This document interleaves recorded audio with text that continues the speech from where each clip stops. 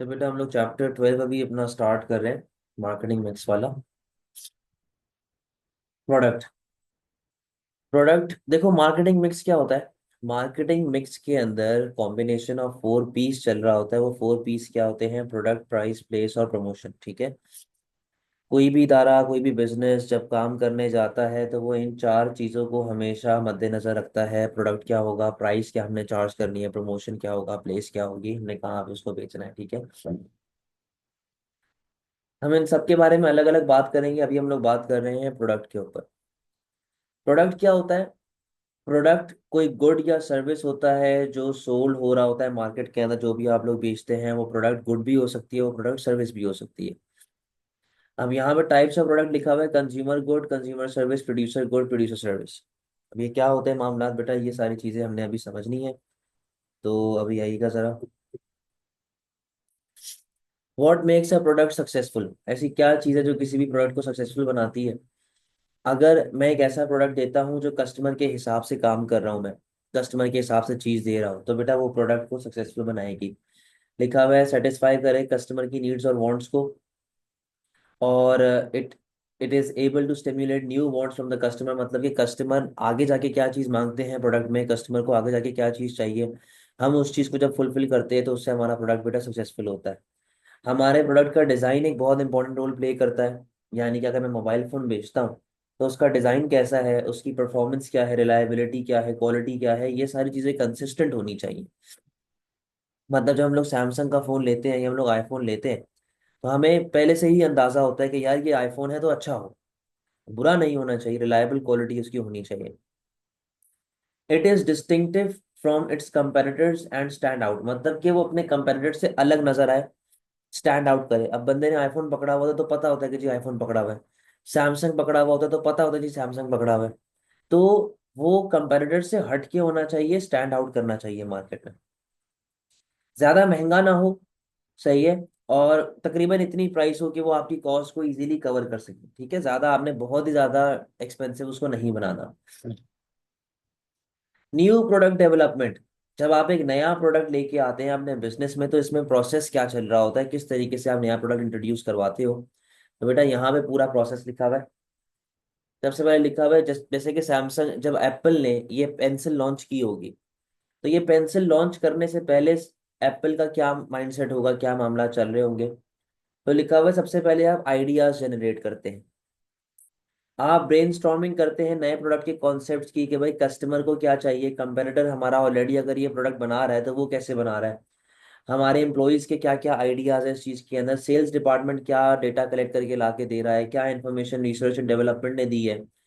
तो ये सारी चीजें एप्पल ने सबसे पहले, ये पहला स्टेप होगा एप्पल का जहां पे उन्होंने ये आइडियाज को जनरेट किया होगा और देखा होगा कि भाई क्या चीज उनके लिए ठीक जा रही है। उसके बाद हम लोग क्या करते हैं बेटा, हम लोग जो बेस्ट आइडिया हमारे लिए होता है हम उसको देखते हैं कि हम लोग ये डिसाइड करते हैं कि जी हमारे लिए सबसे अच्छा तरीका क्या है, सबसे अच्छा आइडिया क्या है, फिर हम उसके बाद फर्दर रिसर्च शुरू करते हैं। अगर प्रोडक्ट बहुत ज़्यादा कॉस्टली होता है या अगर अच्छी तरह नहीं बिक सकता तो हम उस आइडिया को अबेंडन कर देते हैं। फिर तीसरा स्टेप होता है कि क्या फर्म जो है वो इतना प्रोडक्ट बेच सकती है कि वो सक्सेसफुल हो जाए। तो ये डिसाइड करना होता है, decide if the firm will be able to sell enough units of the product to be successful. ठीक है, टू बी अ सक्सेस। तो इस रिसर्च के अंदर क्या होता है कि हम लोग सेल्स देखते हैं, एस्टिमेट लगाते हैं कि हमारी इस साल कितनी सेल हो जाएगी, हमारी मार्केट का साइज कितना बड़ा है। कॉस्ट बेनिफिट एनालिसिस निकालते हैं। कॉस्ट बेनिफिट एनालिसिस क्या होता है कि बेटा अगर मैं ये पेंसिल बनाता हूँ तो मैं पहले तो ये देखूंगा कि इस पेंसिल को बनाने में मेरा खर्चा कितना जाता है, मेरी कॉस्ट क्या जाती है। ठीक है, तो मेरे पास लेट से कॉस्ट आती है 50 रुपए। अब मैं ये डिसाइड करूंगा, ये एस्टिमेट करूंगा कि जो मुझे बेनिफिट मिल रहा है या जो मुझे रेवेन्यू मिल रहा है क्या वो इस कॉस्ट को कवर अप करता है। मतलब कि अगर मेरी कॉस्ट आ रही है 50 रुपए तो क्या ये प्रोडक्ट मुझे एटलीस्ट 51 रुपीज बना के देता है। अगर तो बेनिफिट ज्यादा है कॉस्ट कम है तो आप वो काम कर लें, अगर कॉस्ट ज्यादा है बेनिफिट कम है तो आप वो काम नहीं करेंगे। ठीक है। फिर आप मार्केटिंग डिपार्टमेंट की तरफ जाते हैं, उनसे मामला ले रहे होते हैं, मालूमात कर रहे होते हैं। फिर आप प्रोटोटाइप बनाते हो।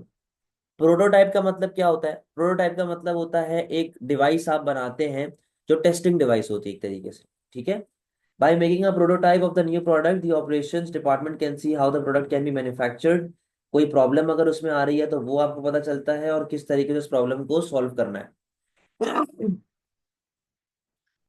तो बेटा प्रोटोटाइप के अंदर आप प्रोसेस फॉलो करते हो, आप प्रोडक्शन करने जाते हैं, आप देखते हैं कि भाई वो किस तरह मैन्युफैक्चर हो रहा है, क्या क्या उसमें प्रॉब्लम्स आ रही हैं, और जो प्रॉब्लम्स आ रही हैं मैं उनको किस तरीके से सॉल्व कर सकता हूँ, फिक्स कर सकता हूँ। Computer simulations are usually used to produce 3D design, 3D prototypes हम लोग बनाते हैं, और फिर हम लोग टेस्ट लॉन्चिंग करते हैं। टेस्ट लॉन्च क्या होता है कि हम एक पर्टिकुलर एरिया में अपना प्रोडक्ट लॉन्च करते हैं, एक पर्टिकुलर ग्रुप ऑफ पीपल को अपना प्रोडक्ट देते हैं, ताकि वो लोग हमें उसका फीडबैक दे सके, हमें बता सके कि हमें क्या क्या चेंजेस की ज़रूरत है, और किस तरीके से हमारी सेल जो है वो इंक्रीज हो सकती है। फिर लिखा हुआ है full launch of the product, जब आपका प्रोडक्ट पूरा बन जाता है फिर आप उसको मार्केट में लॉन्च कर देते हैं। बेटा कोई मसले वाली बात यहाँ तक?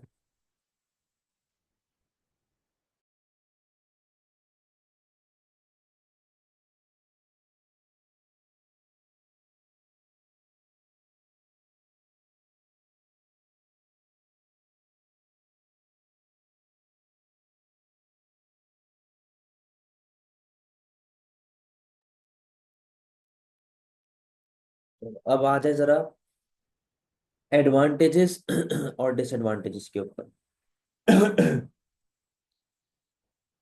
अगर हम लोग जब प्रोडक्ट बनाने जाते हैं तो उसके क्या एडवांटेजेस हमारे पास आते हैं, जैसे अब यहाँ पे पॉइंट लिखा हुआ है unique selling point. What is unique selling point? Unique selling point एक ऐसा फीचर होता है आपके प्रोडक्ट में जो आपको कंपैरेटिव एज देता है। फॉर एग्जांपल जिस तरह सैमसंग आया था फिंगरप्रिंट सेंसर लेके, तो उसने आपको यूनिक सेलिंग पॉइंट दिया था। आईफोन आया डायनामिक आइलैंड के साथ, उसने आपको यूनिक सेलिंग पॉइंट दिया है। मैंने आपको इकोनॉमिक्स में भी पढ़ाया हुआ है कि जब यूनिक सेलिंग पॉइंट आपके प्रोडक्ट में होता है तो उसकी डिमांड इनलास्टिक हो जाती है। जब इनलास्टिक हो जाएगी तो वो प्राइसेस ज्यादा भी चार्ज कर सकता है, ठीक है, can charge a higher price. फिर लिखा हुआ है जब आप नया प्रोडक्ट लॉन्च करते हैं तो शुरू में आप ज्यादा प्राइस रखते हैं, जिसे प्राइस स्कीमिंग कहते हैं। प्राइस स्कीमिंग क्या होती है ये मैं आगे जाके बताऊंगा प्राइस के टॉपिक में, बट अभी के लिए समझ ले। प्राइस स्कीमिंग का मतलब होता है ज्यादा प्राइस रखना और फिर ज्यादा प्राइस से ऐसे नीचे की तरफ आना, दिस इज प्राइस स्कीमिंग। और पेनिट्रेशन क्या होती है? प्राइस पेनिट्रेशन, कम प्राइस रखना फिर उसको आहिस्ता आहिस्ता बढ़ाते रहना, वो प्राइस पेनिट्रेशन होती है। खैर हम लोग आगे जाके पढ़ेंगे। अच्छा, इससे आपके सेल बढ़ने का पोटेंशियल आता है, रेवेन्यू आता है, प्रॉफिट वगैरह आपके पास आने के चांसेस होते हैं। अच्छा, और क्या होता है बेटा? आपका ना रिस्क स्प्रेड हो जाता है, जितना ज्यादा आप प्रोडक्ट बेचेंगे इसका मतलब है उतने ज्यादा डाइवर्सिफाई आप हैं। डाइवर्सिफाई होने का मतलब ये है कि उतनी ज्यादा आप प्रोडक्ट रेंज बेच रहे हैं। जितनी ज्यादा आप प्रोडक्ट रेंज बेचेंगे उतना ज्यादा आपके पास जो है ना वो प्रॉफिट और आपका रेवेन्यू जो है वो बढ़ना शुरू हो जाएगा, और उतना कम चांस आपके लॉस का होता है। ड्रॉबैक्स यहाँ पे क्या होते हैं बेटा? ड्रॉबैक्स होते हैं कि जितनी आप मार्केट रिसर्च करेंगे बेटा उतना एक्सपेंसिव, उतना टाइम कंज्यूमिंग होता है। Investment can be very expensive, और वो कितनी एक्यूरेट है ये भी एक इशू आपके पास आ रहा होता है। फिर लिखा हुआ है जी कि ब्रांड इमेज क्यों इंपॉर्टेंट होता है, why is brand image important? Why is brand image important? तो बेटा अब यहाँ पे आइएगा जरा। ब्रांड इमेज आपका इंपॉर्टेंट इसलिए होता है क्योंकि वो आपके बिजनेस को एक, आपके ब्रांड को एक नाम देता है, आइडेंटिटी देता है आपको, ठीक है। आपके पास कंपेरेटर के प्रोडक्ट से हट के इस तरफ सैमसंग है, सैमसंग की एक ब्रांड इमेज बनी हुई है, आईफोन की एक ब्रांड इमेज बनी हुई है। ब्रांड लॉयल्टी का मतलब क्या होता है कि भाई मुझसे, कि मेरा जो कस्टमर है मेरे साथ लॉयल है। अब जो आईफोन यूजर है वो आईफोन के अलावा किसी और के पास नहीं जाता, तो वो ब्रांड लॉयल हो जाता है। जब कोई बंदा आपके ब्रांड के साथ ब्रांड लॉयल्टी शो करता है, इसका मतलब क्या है कि उसकी डिमांड आपके लिए क्या है? इनलास्ट, ठीक है, वो आपके अलावा किसी और के पास फिर नहीं जाएगा। अब यहाँ पे फर्दर एक्सप्लेनेशन लिखी हुई है कि ब्रांड इमेज और ब्रांड लॉयल्टी से क्या आपको फायदा हो रहा होता है। एक कस्टमर आपका प्रोडक्ट रिकग्नाइज कर लेता है इजीली, उनको पता है कि भाई ये तो सैमसंग का ही प्रोडक्ट हो सकता है या ये आईफोन का ही प्रोडक्ट हो सकता है, ठीक है। तो वो डिफ्रेंशिएट करने में आसानी होती है। फर्म्स पे ज्यादा पैसे भी चार्ज करती है, भाई आईफोन अपने नाम का पैसा लेता है, सैमसंग अपने नाम का पैसा लेता है, ठीक है, तो वो ज्यादा प्राइसेस चार्ज कर रहे होते हैं। और जब वो नया प्रोडक्ट मार्केट में लॉन्च करते हैं तो इतनी परेशानी होती नहीं है। जैसे एप्पल ने अभी कोई बेकार सा नया निकाला है, पता नहीं iPhone 16 SE करके कुछ निकाला है इन्होंने, तो वो कोई भी प्रोडक्ट निकाल ले वो हिट हो जाता है, वो उसमें कोई ऐसी बात नहीं है कि वो लॉस में जाएंगे।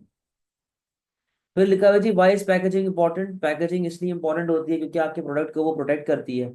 आपके प्रोडक्ट की जो इन्फॉर्मेशन होती है वो डब्बे पे लिखी हुई होती है, पैकेजिंग पे लिखी होती है। जैसे मैं शान मसाले की बात करता हूँ, तो ये शान मसाले के अंदर बेटा उसकी प्राइस, मैन्युफैक्चरिंग, इंग्रेडिएंट्स वगैरह सारी चीज़ें लिखी हुई, एक्सपायरी डेट वगैरह लिखी हुई होती है। तो ये चीज़ें बेटा आपके जो पैकेजिंग होती है ना उस पर लिखी हुई होती है, कोई मसले वाली बात।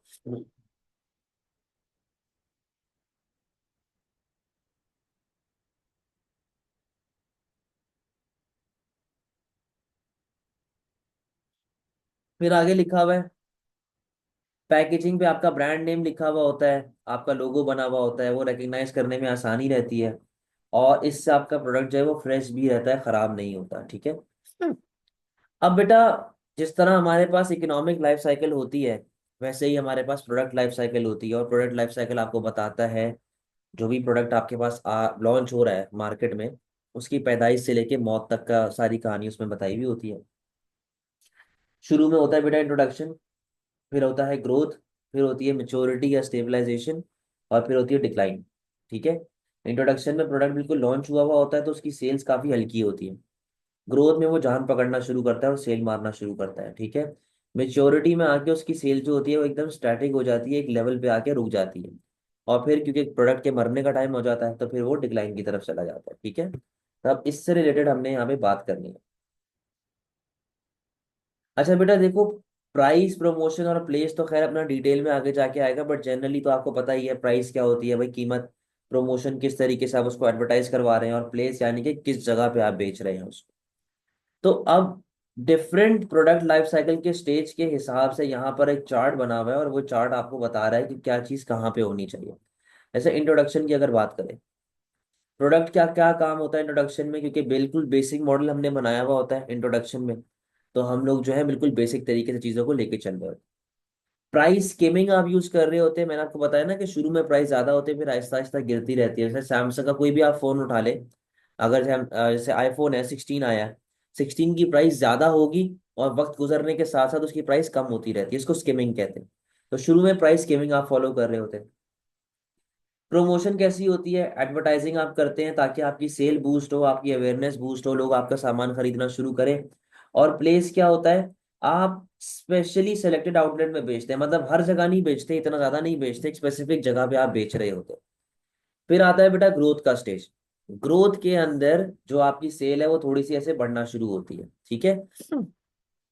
ग्रोथ में क्या होता है, कस्टमर का फीडबैक वगैरह आना शुरू होता है, तो आप उसके अंदर चेंजेस भी करते हैं प्रोडक्ट में, और आपके प्रोडक्ट के अंदर और एनहेंसमेंट आ रही होती है। प्राइसेस, आप अक्सर फिर यहाँ पे प्राइसेस गिरा देते हो ताकि कस्टमर आपसे अट्रैक्ट हो और आपसे आगे सामान खरीदना शुरू करे, ताकि आपका रेवेन्यू मेंटेन होता रहे। प्रमोशन आप करते हैं, परसुएट करते हैं कस्टमर को कि यार आप हमसे आए, हमसे आगे सामान खरीदें, कस्टमर को परसुएट करना। प्लेस क्या है, वाइडली अवेलेबल होना शुरू हो जाता है, ज्यादा आप अवेलेबल रखते हैं उसको, ज्यादा मार्केट में बेचने की करते हैं, ताकि आपकी जो है वो सेल इंक्रीज होती रहे। फिर आती है मेच्योरिटी। मेच्योरिटी ऐसा स्टेज जहां पर वो एक स्टैटिक लेवल पे चला जाता है। अब मेच्योरिटी के अंदर क्या होता है, मेच्योरिटी में आप यूज करते हैं एक्सटेंशन स्ट्रैटेजीज। एक्सटेंशन स्ट्रैटेजीज क्या होते हैं इसके बारे में अभी हम लोग बात करेंगे, बट एक्सटेंशन स्ट्रैटेजी ये होती है जो आपके प्रोडक्ट की लाइफ बढ़ा दे थोड़ी सी, ठीक है। किस तरह होती है उसके बारे में बात करेंगे। प्राइस क्या चलाएंगे आप कंपैरेटिव प्राइसिंग करते हैं ताकि आपकी सेल मेंटेन रहे। प्रमोशन में आप क्या रखेंगे, आप प्रमोशनल एक्टिविटीज लेके चलेंगे ताकि कस्टमर के लिए आपका प्रोडक्ट अभी भी रेलेवेंट रहे, कस्टमर आपसे हट ना जाए। और अगेन वाइड अवेलेबिलिटी रखेंगे आप, डिस्ट्रीब्यूशन वाइड रखेंगे ताकि कस्टमर तक आपका सामान इजीली पहुंचता रहे। डिक्लाइन, जब आपका प्रोडक्ट मरने के टाइम पे आ जाता है, आप यहाँ पे बेटा डिक्लाइन होना शुरू हो जाते हो, ठीक है। आप अब इतनी ज्यादा आप चेंजेस नहीं करते, प्राइसेस आप कम से कम रखते हैं, ताकि जिस तरह बाय वन गेट वन होता है, अनवांटेड स्टॉक आपने निकालना होता है, या फिर आप डिस्काउंट्स लगाना शुरू कर देते। एडवर्टाइज करते कि जी हम लोग कम प्राइस पे बेच रहे हैं, और हम लोग सिर्फ उन आउटलेट से बेचेंगे जहां पर वो प्रोडक्ट अभी भी बिक रहा है, उसके अलावा हम लोग एज सच नहीं बेचते, ठीक है। तो बेटा इस चार्ट में किसी को मसला है, समझ गए ये चार्ट।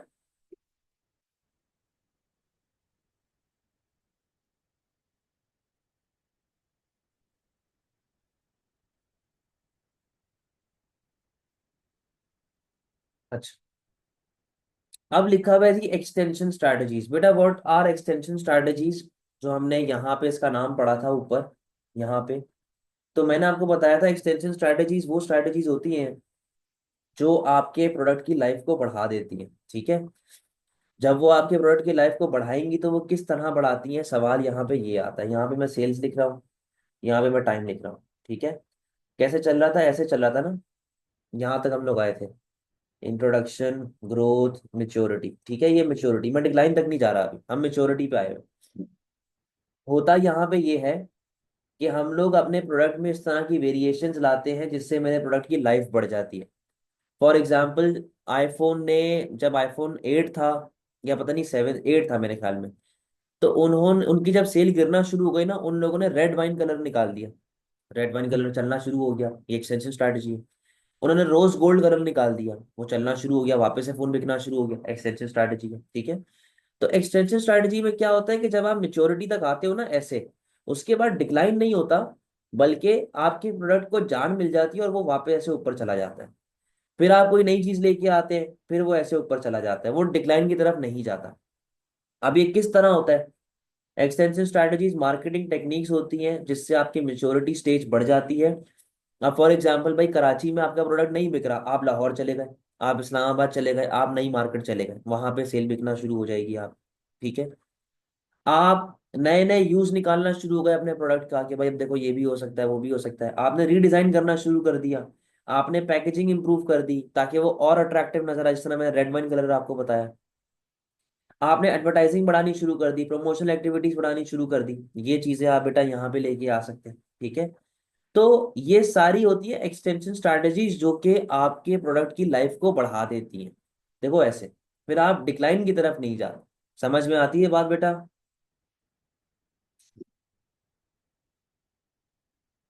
क्लियर है?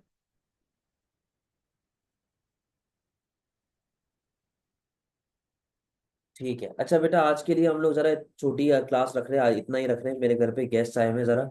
तो बाकी इंशाल्लाह आपसे हम लोग रमजान टाइम टेबल अपना फॉलो करेंगे, ठीक है। चले, अल्लाह हाफ़िज़।